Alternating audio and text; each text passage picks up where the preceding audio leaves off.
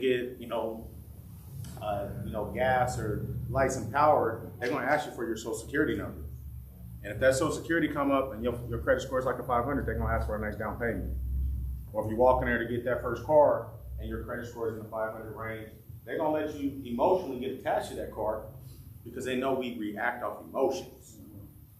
But when they sit you down in that finance office, they're going to politely tell you that the interest rate is 20 to 25%. And they're going to say it with a smile on their face because they know they got you.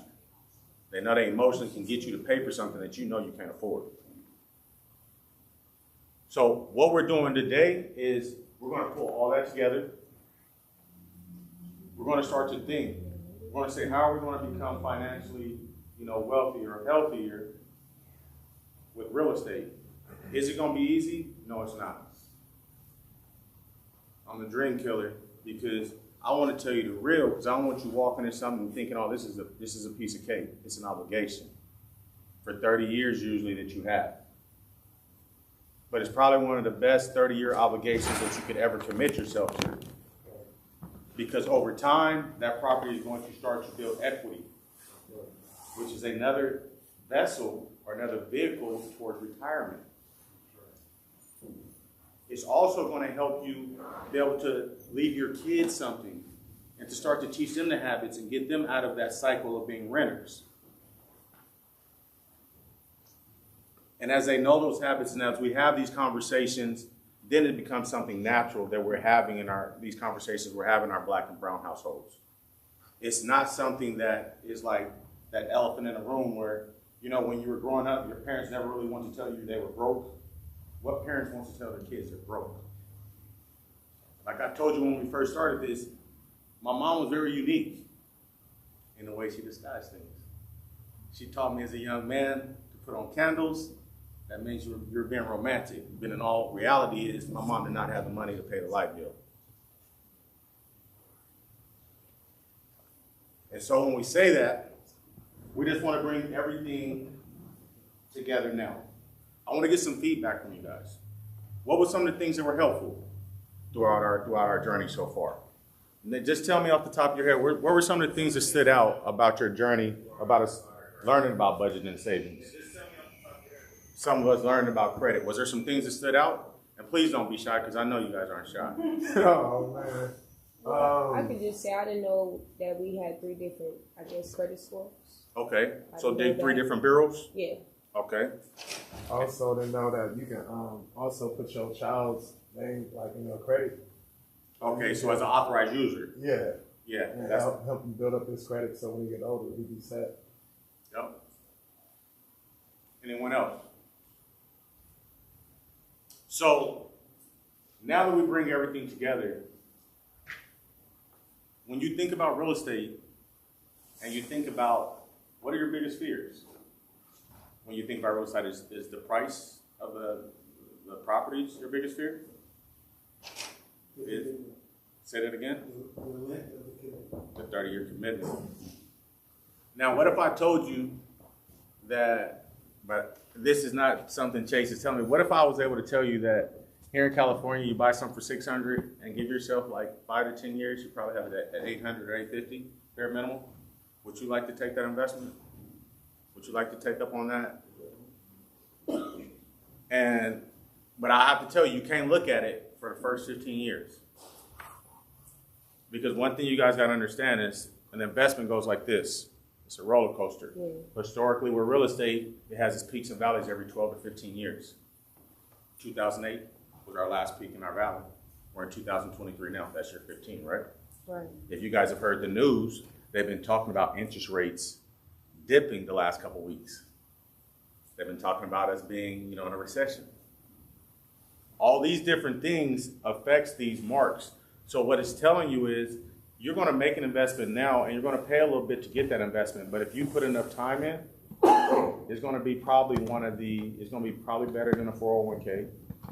It's going to be better than a checking and a savings account. I'll tell you that now. It's going to be better than a CD. So what we're going to do, I know I've done a lot of talking. I just wanted to bring us up to speed to where we are right now, what we've learned so far. I'm going to first turn it over to Padetta. She's going to go over a couple key key things to look out for when renting as opposed to buying. And then what we're gonna do is, we're gonna turn the floor over to Mr. Robert, who comes with the wealth of knowledge, but at the same time, we're gonna have a little interaction with the crowd as well. So if we're talking about something, please feel free to, give us some input. The last thing we wanna do is be the only one talking, because that gets a little bit boring. And then when we're done, what we'll do is we'll do a survey to kind of get some input of what we can do to help you further, and we'll break bread together to answer any additional questions, okay? All right, let's get started, guys. All right, you guys. So you guys are all primed up and ready to roll. So this is going to be very interactive. So if you could just pull up, my first bullet is the rent versus own. So let me just ask a question. How many people in this space are renters? Renters? Okay. All right. So let me ask you, who in this space is here because they want to become a homeowner? All right. Because see, sometimes people just here to get information. So it's important to be able to read the people that are in the room. So I know we've got a good number of people who are interested in home ownership. Let me ask you, what's one of the benefits of home ownership? Get to pass it down to your kids. Generational wealth. Yes. Collateral. Anybody else? What was it? Collateral. Collateral. Huge word. We're going to talk a little bit about collateral. Anybody else? What's the benefit for you? Tax benefits. Tax benefit. Now, let's circle back to rent versus own.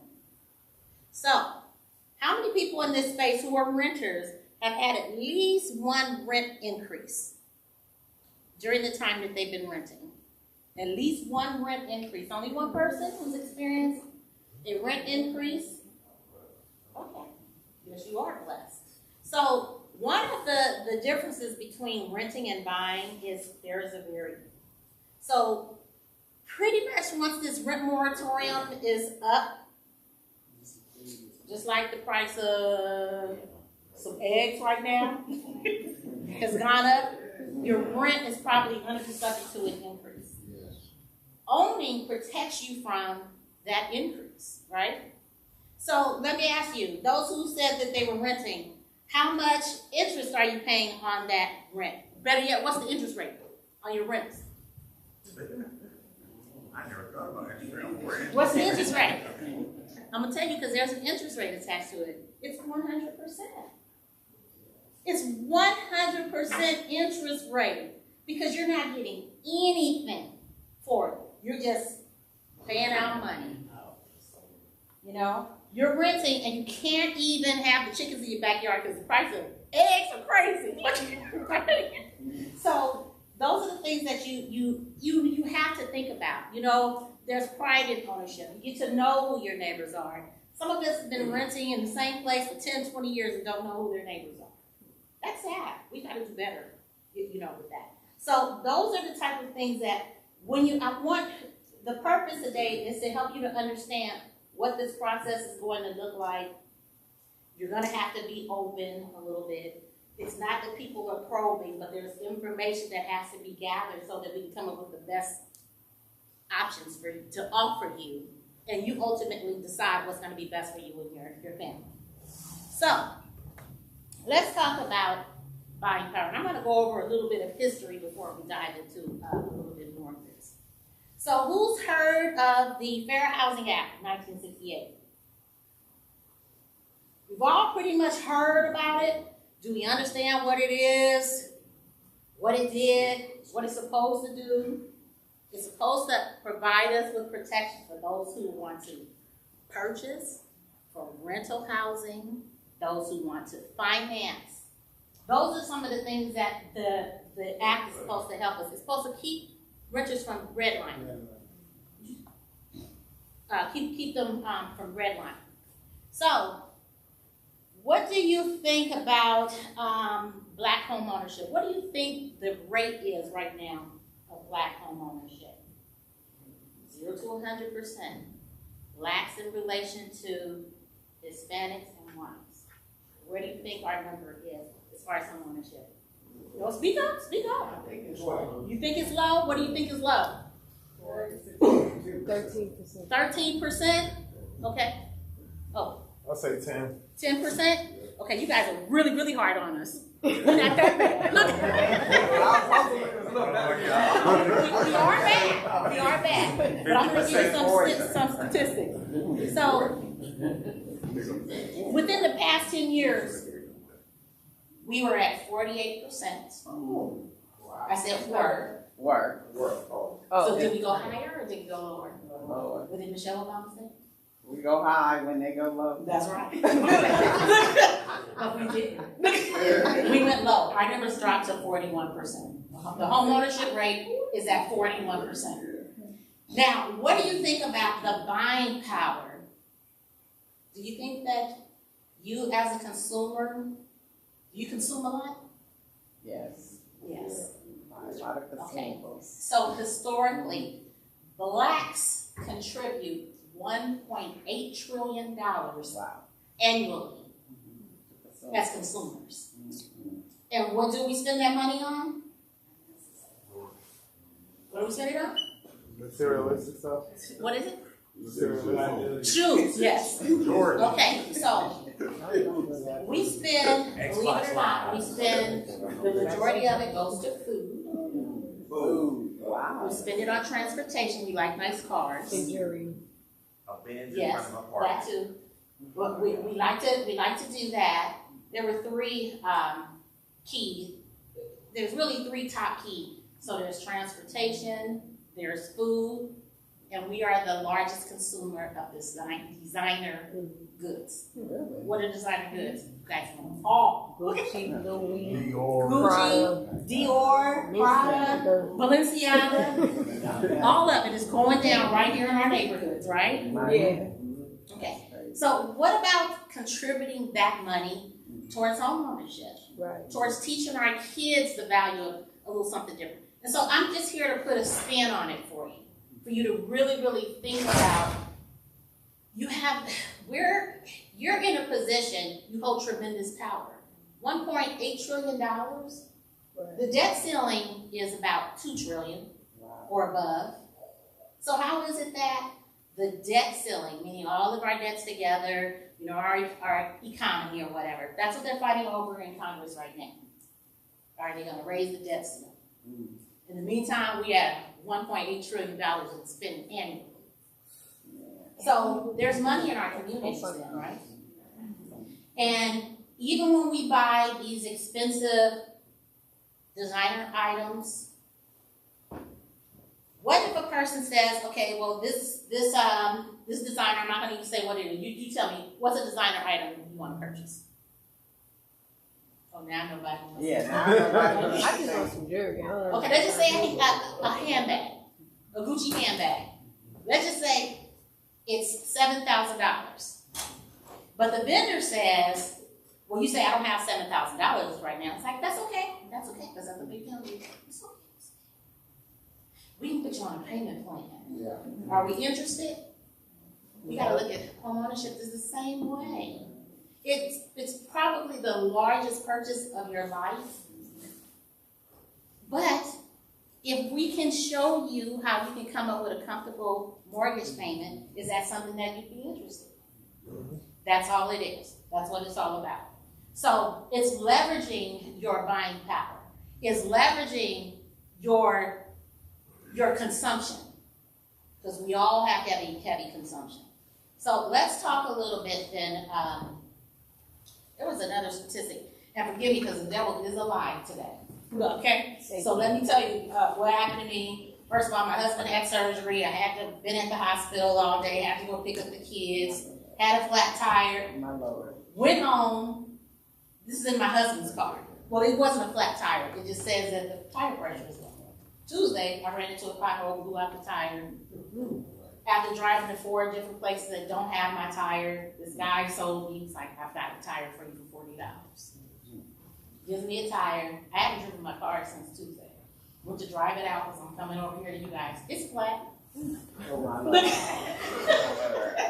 $40 is down, and I'm just thinking like, I can't believe I got a tire for $40, right? But we will buy anything at the right price. Yeah. You have to look at home ownership is no different, but it's no different. If we get the right terms, will we invest in it? Will we buy it? And then there was something about being emotionally attached. You can't be emotionally attached to these types of items, and we hear this in church on Sundays.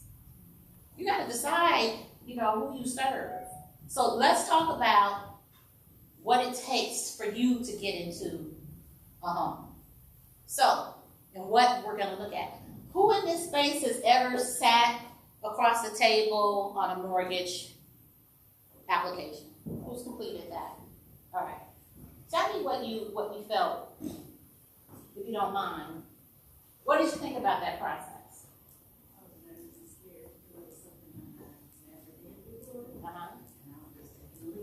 Okay. Anybody else want to tell me what was your experience? I felt like I was signing my life away. Yes. Anything else? Thank you. It's What intimidating. about, did you feel like maybe they were a little bit It's intrusive? intimidating. They were asking you a lot of questions, a lot of information. This is what you're going to expect. And basically, when you apply for a mortgage, it is putting together a story. What is your story? Yes, my name is Kimberly. I've been, I'm just throwing this out there. I'm a real estate agent. Kimberly is a real estate agent, by the way. And I've been doing this, selling real estate for the past 10 years because we're looking at something called your work history. That's going to transition us into what you can expect during the process. I'm going to talk to you about what you can expect, and then we're going to talk to you about what options may be available to help you to get in there. So we're going to talk about the 4 C's of qualifying for a mortgage. So the 4 C's of qualifying for a mortgage, I'm going to start with, if someone mentioned collateral. There's the capital. There's the credit.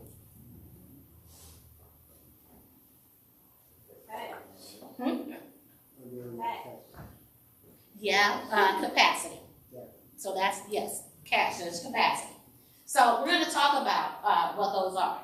So one of those items we're looking at is capacity. Capacity is, I'm looking for you to tell me how you're going to pay for this mortgage. What your income history is, what your debts look like. Chris talked to you about, your debts. So the whole point is you might not be ready today. You might be considered short-term, middle term, or you might be long term. Maybe some things we need to work at. So those are the things though that you're going to have. You have to have some kind of income, and it's got to be consistent income, and it's got to be a way that you can turn. How many people have a side hustle? Do you claim your side hustle on your taxes?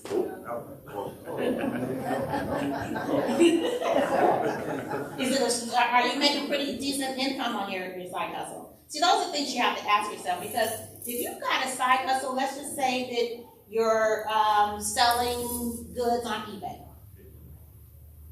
Oh, 3 minutes. Okay, so there's your capacity. Then there's the collateral. So what the collateral is, the property. So you want to make sure that the property that you're looking to invest in, that is in good condition. Not that it speaks to you emotionally. Oh, it's so pretty.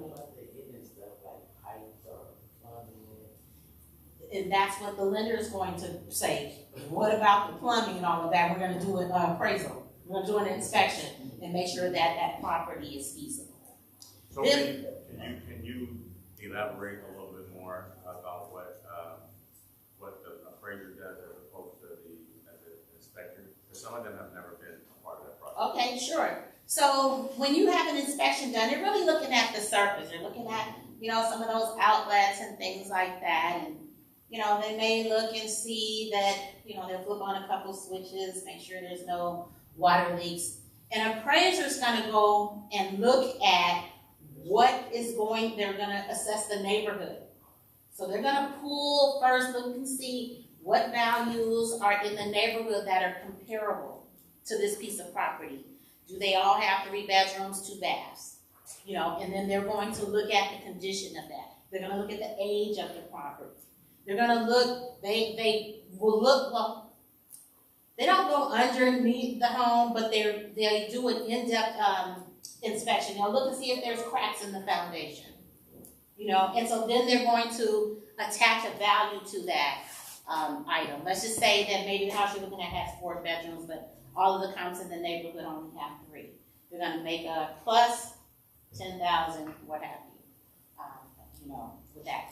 Then you're gonna decide if now, the property was listed, let's say for 400,000.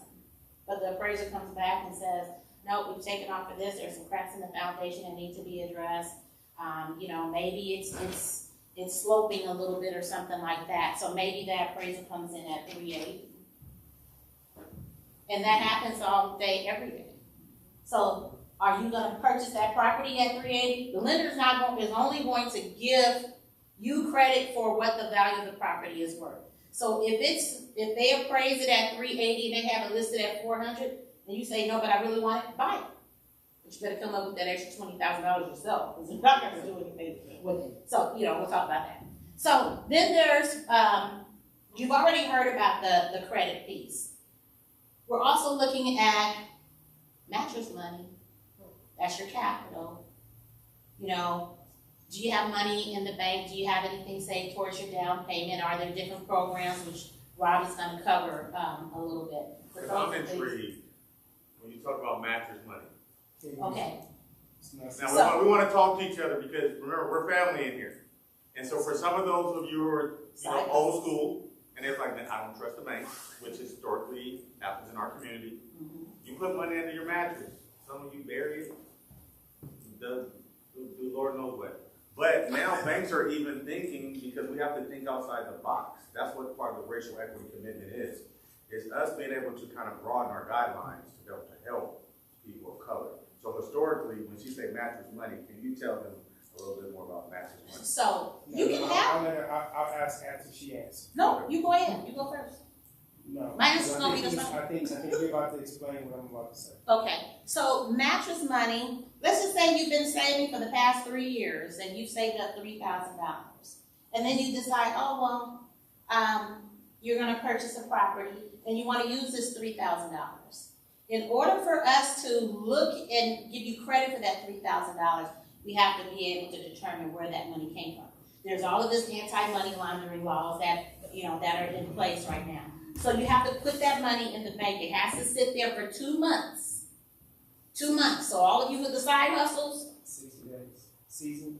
Season. And then you don't have to explain where it came from after that 60 days. Well, it depends on how much is it. That part. It's got to make sense for what you do for a living. Let me say, let's say that let's say you're a painter, and well, I don't want to use that because that's more like a self-employed. Let's just say you're working for the county of Los Angeles. You work for AT&T. You work for AT&T. You're a representative. You're making $50,000 a year, and then you come into the bank because you've been good and you saved $15,000. Do you think the bank's going to ask you when you walk in with $15,000? Where did this $15,000 come from? So it's got to make sense, you know. And it's not to say that you can't deposit, but that's an instance where you're going to want to deposit. So it cannot exceed your lifestyle. You can't be somebody making $50,000 and then you show up and you're like a Porsche. You just bought like a Porsche. Like, how did you get the money for a Porsche all cash? Like, can you explain this? But if you could show over a period of time over that 5 years that every month you was putting up $500 out your paycheck, and they saw that withdrawal and deposit on your checking statement, then you could explain it. Right. It's just So it has to be something that can be explained. Yes. But that's okay. Never mind. No. Speak. And we can This is talk our about space. No, because some please, people may be Pastor, feeling the same thing that you're feeling. No, what I say about that is they're still asking you to justify and to explain where the money comes on a bank statement, right? Because I now need to go back 5 years to track where my money has come from, and that's essentially saying that's not, in a lot of ways, not possible. Okay, so I closed a loan in Rhode Island, and they were short to close $2,300. Every dollar was already shown in the bank statement. They had $2,300 that they keep at home. Well, they had more than $2,300. So she's like, we have the money. She showed me, and this is because it has to make sense for what you do. So she's making $85,000 a year. So they take out $500 to $800 every month for expenses or whatever, you know, incidentals. So It's just a letter of explanation. Remember when I started, I said it's a story, it's telling your story. So that's all you're doing, is you're telling a story, we're putting the pieces together, and it's gotta make sense. Don't look like that. No, Because it can't work. No, It can't work. So my issue is that there's no legislation around that, and that it becomes subjective, right? If you can give me guidelines to say, okay, for this amount of money, it can be like, otherwise it just opens up us to now then again be the person on the other end be able to make a subjective decision, opposed to it having some guidelines to that decision that will then protect us. Otherwise, it's just another statement of pillow money that you. Well, remember, that's why we're having this conversation, because we need to prepare for homeownership. There's gonna be that pathway. So if you've got a bulk of cash at home, you're gonna start putting it into the bank. You don't take the whole 30,000, the whole 50,000 and say, I'm gonna put it in the bank, because it asks more questions than answers that you may or may not have. So it's really making sense. Say maybe I'm putting in $3,500 this month or whatever. These are the jobs that I've but it's just making, it's got to make sense. And this is something that is culturally sensitive in our communities. Correct.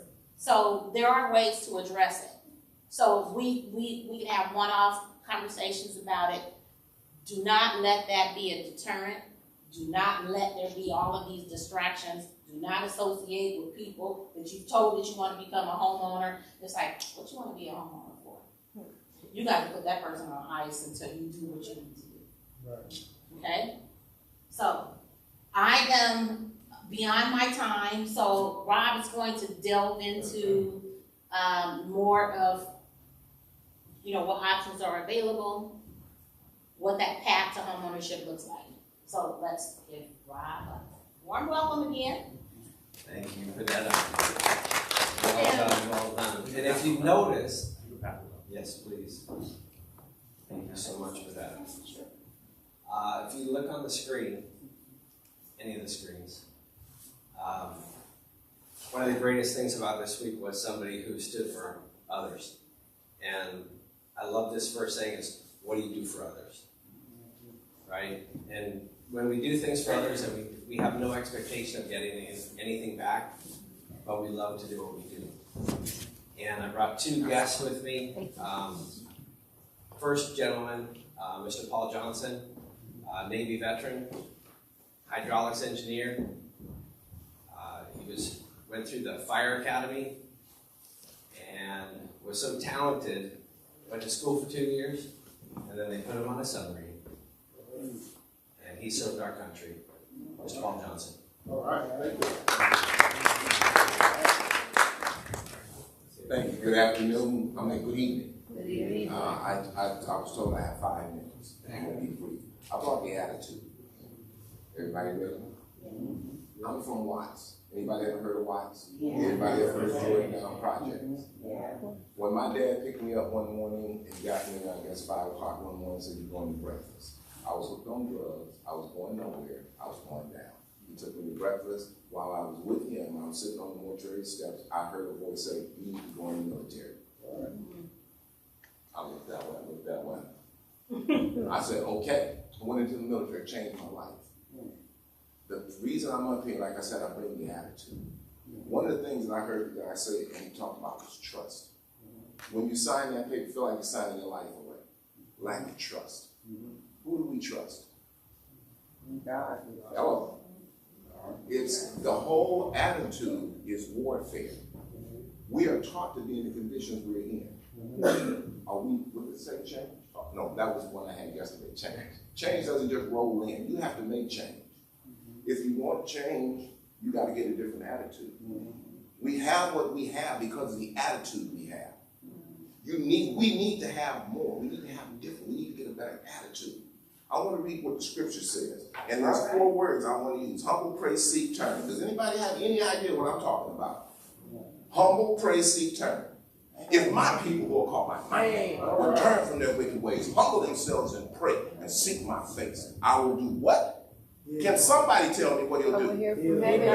Heal their land. How many homeowners we got in here? You got no land. He can't heal your land. We have got to get some land so God can heal the land. He's waiting on us. He's not going to heal the land for the heathen. He's going to heal it for his children. So his children need to get up and go get some land. Regardless of what they say, he is making a way. He made a way. God sent him in 1968 to make a law that we can have property. All right. Now we're sitting here with the wrong mentality, not getting the property. Do I own a home? No. But when I get to follow him around, I will. Yes. All right. So I recommend you all follow him around. I heard somebody say something about leaving your children something. Yeah. That was you said? Huh? Proverbs 13:22. Huh? A good man. That's right. Leaves an inheritance to his children's children. Amen. Anybody know what that's called? It's called grandchildren. All right, to get out your way. Trials and tribulations. God promised you trials and tribulations in this life, but he also promised you victory. Okay? I got this book here because I want to show you something. I'm going to get out the way. On page 28, it says, don't get the book out. Don't get the book out. Stay right here. Okay. On page 28, it says right here, real estate. Real estate. That is the only real estate there is. You can wake up in the morning and money don't mean nothing no more. You can wake up in the morning, that fancy car you had don't mean nothing no more. That's right. But if you got a title, some land, you wake up in the morning, it still means something. They cannot take that away. Why? Because that's real estate. Get a different attitude, brothers and sisters. Let's go out and get some land so God can heal the land. The land is in dire need of healing. All right. Thank you. Oh, and we're going to follow this guy around. Okay? No. Now I'm going to take a little extra time. At 3 years old, he sold his first house. All right. He's been working nonprofit since he was 9 years old. He heard my pitch about what I want to do, and he's been dragging me around every since. All right. He wants to put us in houses. He knows how to do it. He's not out of Bel Air. He's not over in the ritzy thing. Oh, can I tell him about your dad being successful? We talked about that before you got here. Okay. Look at him. Huh? Does he need money? If you know the land developer is, you know he don't need no money. All right. Servant's heart. Thank you, brother. I'm gonna sit down because he said it, took the words out of my mouth. All right. A servant. Thank you, Mr. Paul Johnson. Stand around and get some things done. Thank you for your service, Navy. Go Navy. All right. So the next slide, beautiful. Dr. Martin Luther King, significant impact toward the eventual passing of the Fair Housing Act of 1968. Does anybody know what redlining is? I'm going to have my next guest, Miss Nicole Uzan, come on up. She's a realtor. All right. And she's about changing this community. All right. She's also Chief Executive Financial Officer for Compton Entertainment Chamber of Commerce. She is a partner. She's passionate. She's building her real estate empire. Her son is going to take over the business. Her son is 19. All right. And I cannot wait till this young lady gets her broker's license. And you see signage, you see things, it's going to have her name on it. It's going to be hers because she knows about generational wealth. And she helps people of color, all colors, blue, purple, green, pink. And we'll talk about crayons at the end. Mr. Paul. Thank you so much, everyone, for being here tonight. As I said, my name is Nicole Ruzan. I'm a real estate agent with Coldwell Banker Hartman Company. I've been an agent for about 17 years now. And I'm originally from South Central Los Angeles, Normandy and Western, area. So that's where I grew up. Only child to 2 teenagers. Only child. So 2 teenagers. So, I could have went anywhere, but I was raised by a great community. And I'm happy to be here with you all today. And if you guys ever have any questions or anything about real estate, reach out to Robert. He's going to get your financing, and I'll be the one to open the door for you and give you the keys at the end. So that's what I do. I don't want to take up too much time, but thank you all, and I look forward to hearing from you. All right. Thank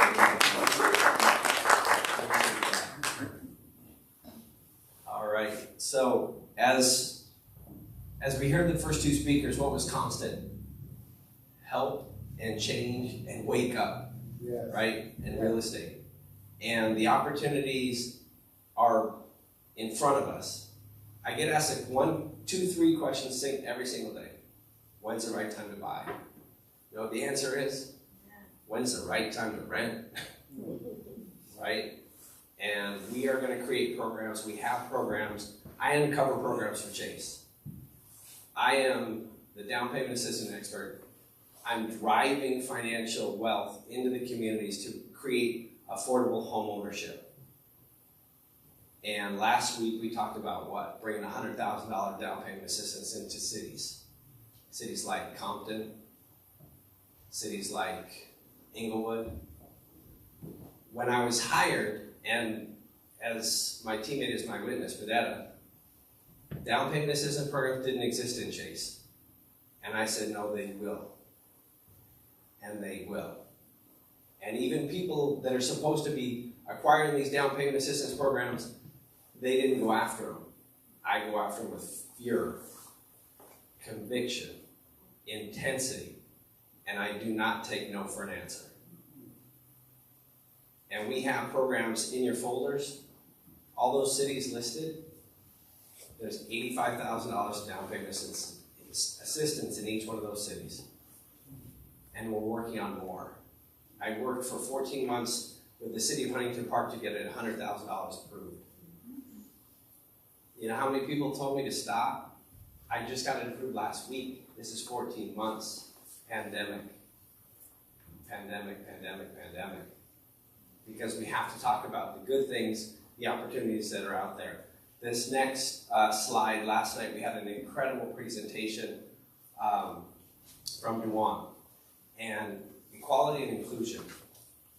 Redlining means, somebody summarize it? Redlining means? Keep them out or They want to keep you out of there. keep them out or keep them in. So redlining could mean I'm going to channel buyers here, or I'm not going to allow people to buy there.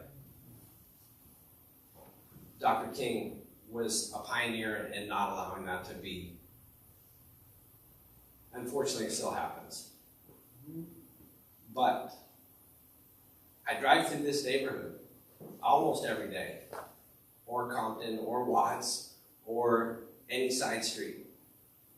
And I see change, and I see opportunity. Because as a real estate developer, as somebody that looks at vacant land, you know what I see?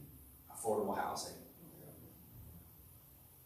Burned out buildings, commercial, residential, I see new construction. And if Dr. King was here today, I bet he would be leading this country. Nobody ever thought of Mr. Obama, right, was going to be the first man of color. We didn't think we were going to have a pandemic. And you maybe didn't think that you had an opportunity to own a home. But we are here to create that pathway so you can be successful in achieving that dream. Doesn't matter if it's a year, 2 years, 3 years, 4 years, 5 years, 6 weeks, 6 months. We're going to be here in this community making change happen right in front of your eyes.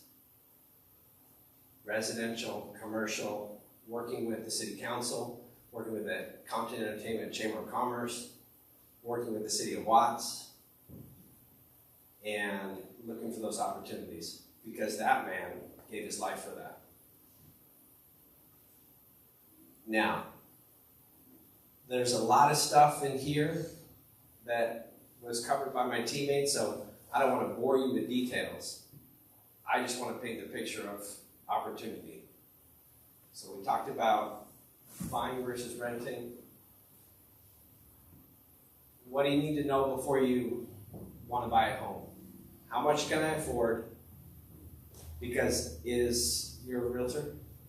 What's the first thing you ask your customer class? I want to buy this house. I want to buy this house. Can I buy this house? What do you ask me? She's going to ask me about the credit. I'm going to ask about the credit. Are you a realtor? Yes. What's the first thing you're going to ask me about? Ask them about their pre-approval. Pre-approval. How much can I afford? right? How much can I afford? So the step one is deciding where you're at in this journey. Understanding the process to go through home ownership. These words are way too small to read, but I could read the big ones. Am I financially stable? Am I financially stable? You know what they said sometimes? They said if you don't want somebody to find something, you bury it in a book. I never heard that until I came into this community. As the son of a real estate broker, developer, and person that's been in banking, you know what I didn't know? I didn't know people didn't like banks. I didn't know people didn't like bankers. I just assumed people liked what I did because I was so passionate about it. And then I was told, well, they don't trust you. So when I had the pick of all the cities, I picked South Central. Because I knew this is the area that needed me. God put me here. Amen. And as my partner can witness, it doesn't matter if it's Friday night, Thursday night, Saturday morning, I'm somewhere giving the message, keep your dreams. I don't know about you, but I live on hope every single day. I wake up and I pray. I go to work. I tell my wife, I tell my son, you need to kiss me because you don't know where I work. If I don't come home, you're going to remember the things that I stood for. All right.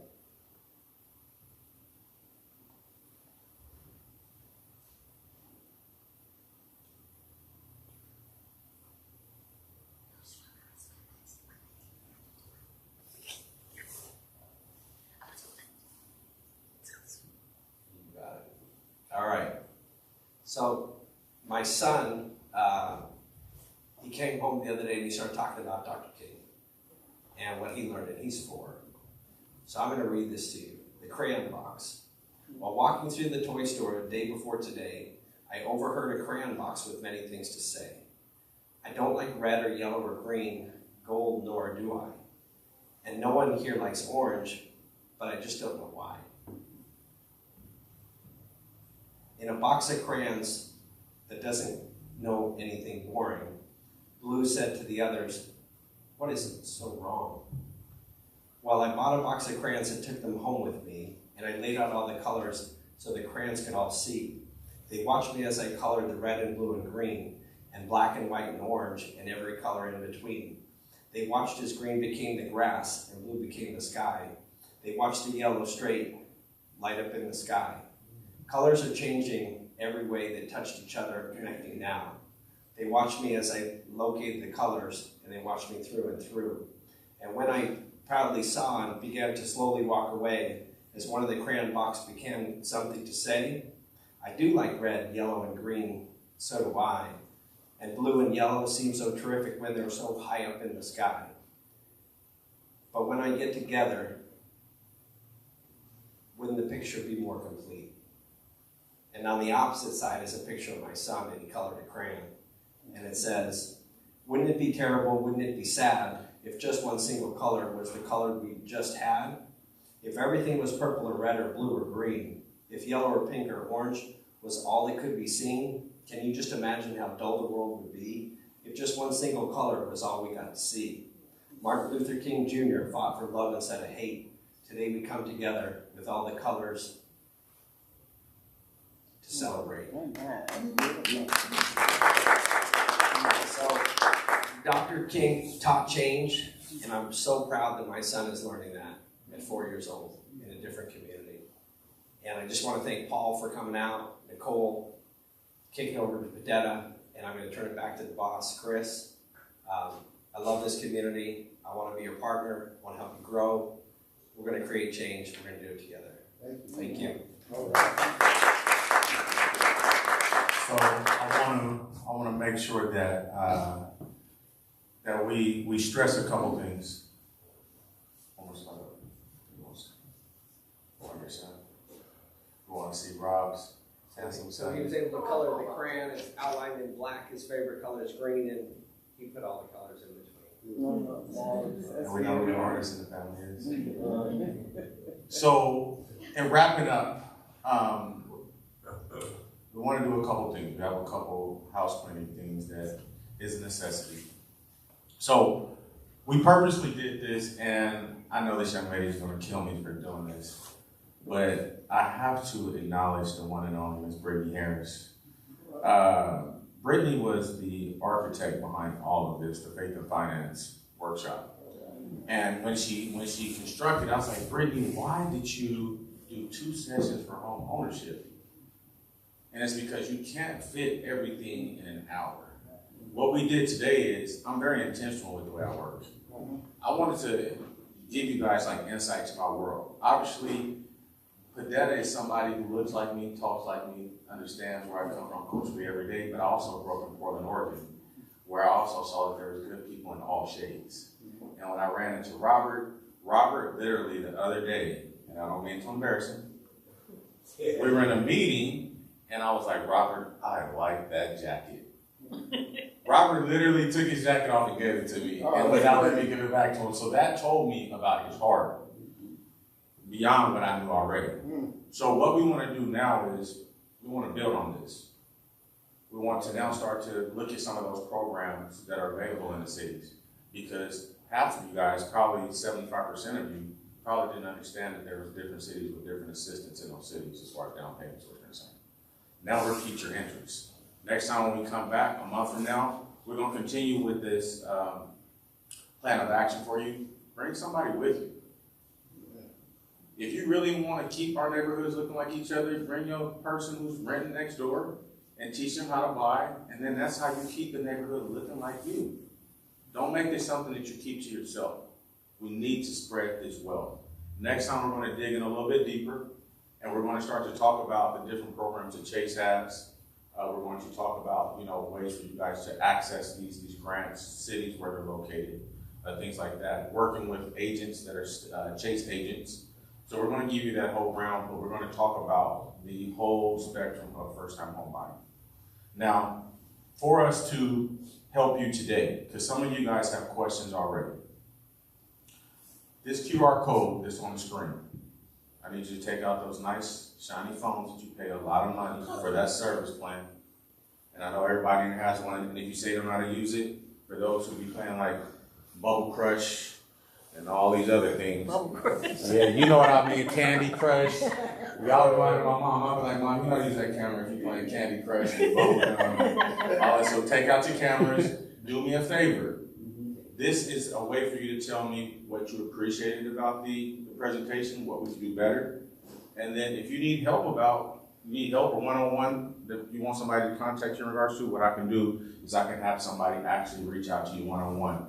If you have any questions directly for Robert or Padetta, you can state that as well when I call you, and I can have one of them reach out to you as well. Their information, I know Robert has 1 million signs here. Padetta also has cards, but you're also able to take a picture or use their QR code. But don't scan their QR code until you do mine first. That'll be the only time I tell you to do mine first. Yeah, please, I need this in the right place. So after we're done, what we're going to do is we're going to actually step next door. We're going to break bread. We're going to have some Orleans and York sandwiches, some chips, and some cookies. Miss Cassandra told me politely, we do have another festivity going on here tomorrow. So we want to possibly congregate for no more than like 15 or 20 minutes because they have to be ready for another event in the morning. Be careful about leaving stuff on the tables as well, because I know the other event will be there as well. So, in closing, they didn't really have a lot of time for you guys to ask questions. Please, who has questions? This is the family, remember, you don't have to be shy here. You're my cousin. I not too long ago just purchased the house, Okay. but, me and my partner, Put the mic up. I didn't put my name on the house, because I was trying to buy another house. Okay. So basically, I came to this program to try to see ways that I can try to work on, to purchase another house. Okay. So when we go next door, talk to either Padetta or Robert, and they can talk to you one-off in regards to your. Great question. great question that I can help you with. Anybody else? Who's got something? Make it hard. Come on, everybody's so quiet here. The gentleman back here to the left, he had the hard Oh, question. no, that was Brittany. So I know we're gonna dig into it next month, but can you give us like overview, like how many programs that you're approved for? We have, within the local area, how many programs that we are approved for. For down payment assistance, there's 18 current cities with at least $85,000. There's 2 for 100, and there's 1 for 185,000. What's the net, oh, Yes. sorry, you paused. So how many people that's gonna help, like 10 people, like 20 people? Those grants are first come, first serve. So the grants for 85,000 that are in that booklet, 8 grants are awarded per quarter. Who can tell me what the black homeownership rate is right now? 41. Oh, sorry. Sorry. You said raise your hand, huh? No, that's okay. Oh. Any other questions? We're working on 6 more cities to get 100,000. Credit score that you need to have to purchase a house. Minimum is 620. Some programs will go lower than 620. I don't know how far you want to go into. You're good. FHA can go a little bit lower. Good question. Housing and regular housing. So HUD is just a program that's sponsoring it. It could be like Chase House. So it's properties that are owned by HUD, which is an entity that helps to combat discrimination, racial inequality. It's just the owner, the arbiter of that program. Question. You talked about the savings and the under the mattress type thing and that.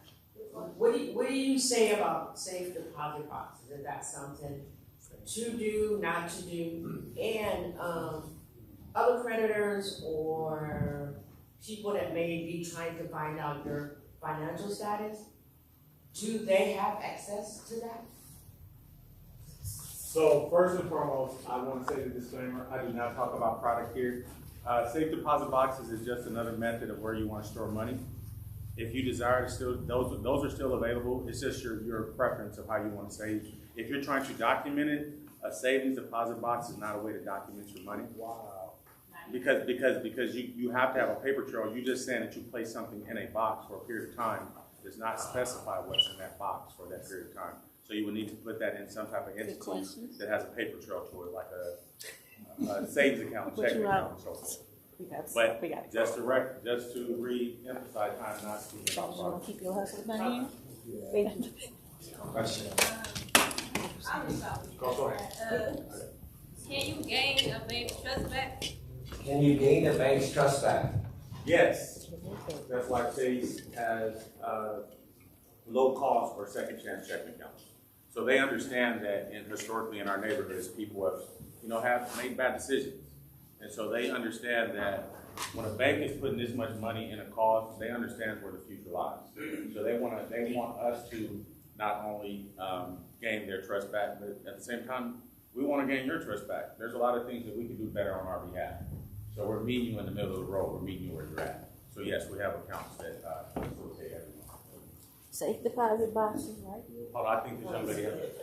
Yeah, Pastor Stafford, we're gonna leave the last question for you. My question is, Hey, I'm here for all the homeless conversations. You already know that. money I set aside for whatever, will I still qualify for a program? Say it again. I'm saying, okay, well, we, not so long ago, purchased a house. Money I set aside for that house, will I still qualify for a program?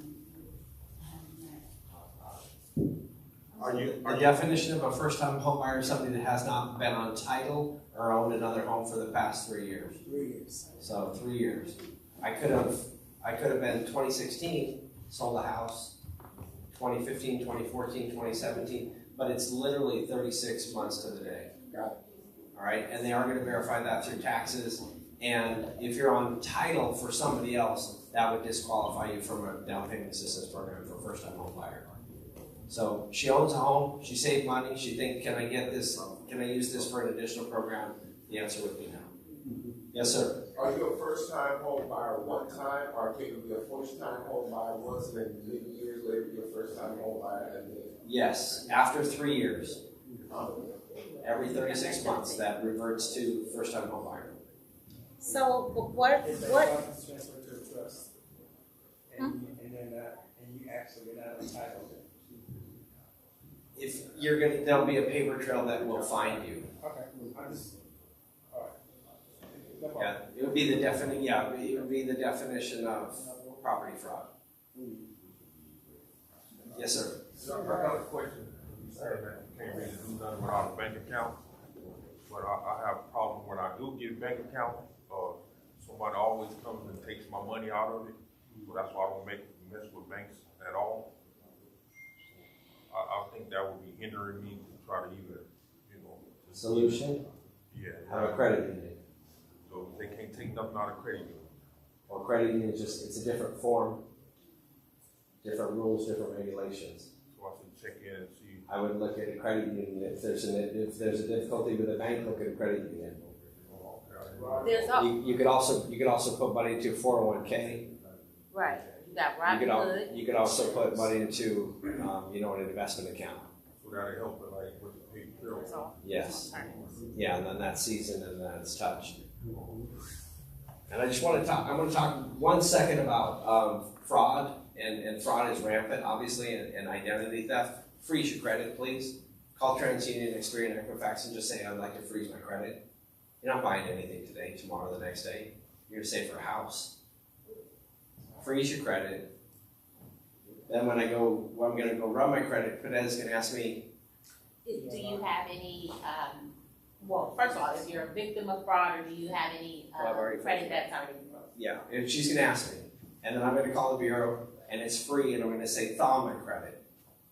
Freeze and thaw. Thaw my credit, 24 hours. I give authorization for Chase Bank, Wells Fargo, Bank of America, whatever your favorite lender is, to run my credit. Please freeze your credit. Chris talked about one thing as well. If you've got somebody, is your son on one of your credit cards as an authorized user? How many years? What did his credit score start at when he turned 18? 820. And he never bought anything without, his mama's credit. And just to piggyback on that, That imagine the behaviors that she taught her son. And once you learn something, it's like if you teach somebody something when they're 5 years old, it's going to be something that's easy for them to keep up with the rest of their life. So they say if you teach a kid a new language at like a young age, 9 times out of 10 they're going to carry that out. The same thing projects with credit. I put my kids on my credit cards. Do you understand how much joy I get when I see my son? Because I can still see his account. He knows every time he puts something on that credit card, he better have the money to pay it off. Because that's a mindset that he's been instilled with. You doing that, you don't, and Chase is not telling you guys to put your kids on your credit card, so let me just put that out there. That is a personal decision I made based off of information I found from some of my clients. I learned from my clients as well. I did not give my kids the credit cards because every time my credit updated, it updated their credit as well. So you do not have to give them the credit card. But what you're doing is you're also teaching them a lesson along with the journey. Is if you're going to charge it, you better pay it. Not pay it half, not better pay it down to 30%, pay it all. Can I ask a question on that? Go ahead. Because my mom, she always tell me that I shouldn't pay it and all, like I should make payments when I be doing my credit. And my uncle tell me the same thing, like I should do like increments. I shouldn't pay it in full. Because I don't know, like. So let's go back to what Robert was talking about, painting a picture. Now, if you're a lender and you see somebody has the ability to repay all the time, that's going to tell you that this is not a burden for them. But if you see somebody who is constantly over that 30% or that 40, 50%, now that's telling me that this is the way you live. And so I know, like we said, when you're going through this process, there's gonna be a lot of people in the peanut gallery. A lot of people with their opinions. But I'm gonna tell you this, 20 years ago, when I was 24 years old, and I had a leap of faith to buy my first house for $299,000. In the 60s, off of Slauson and Alviso, there was a lot of people in the peanut gallery.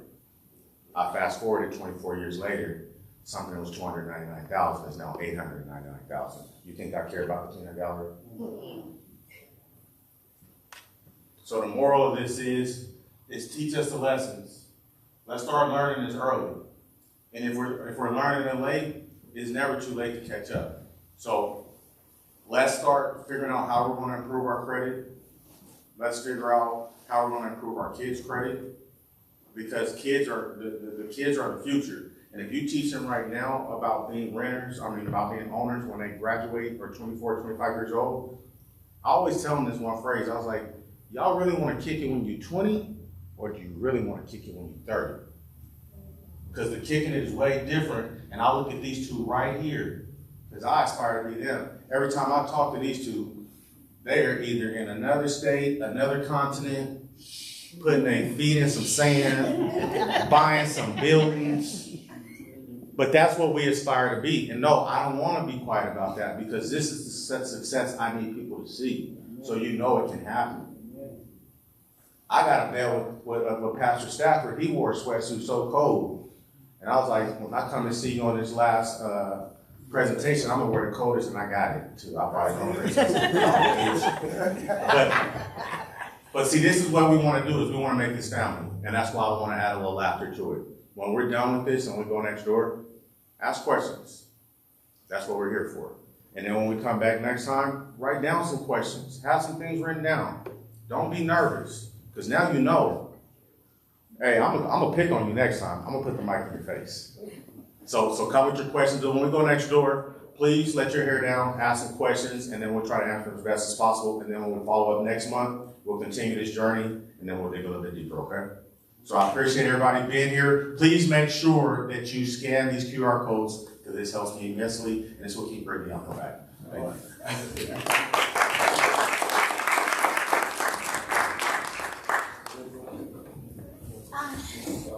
So we're going to go right next door. There's plenty of food for everybody, please, because I do not want to take anything with me. So please, enjoy everything. So Nicole? Can you come on up, please? Oh, look what she got.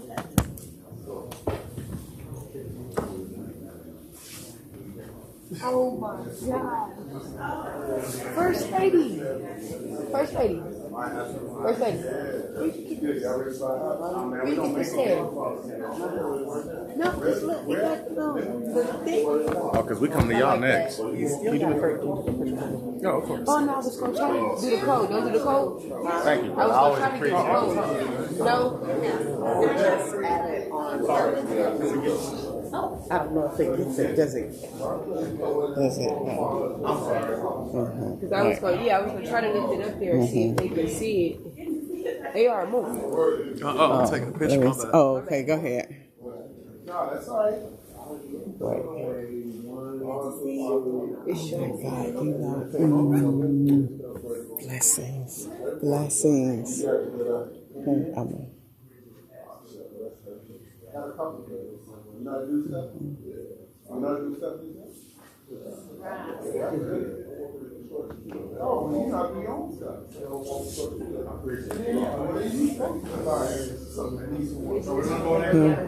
See if you got it. You got it? Yes.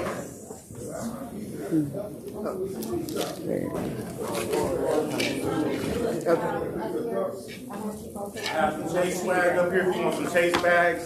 So you don't have to go to the store and they ask, you want to buy a bag? Like, no. Where's he going? I think so. Oh. I got it. No, it's cool. I ain't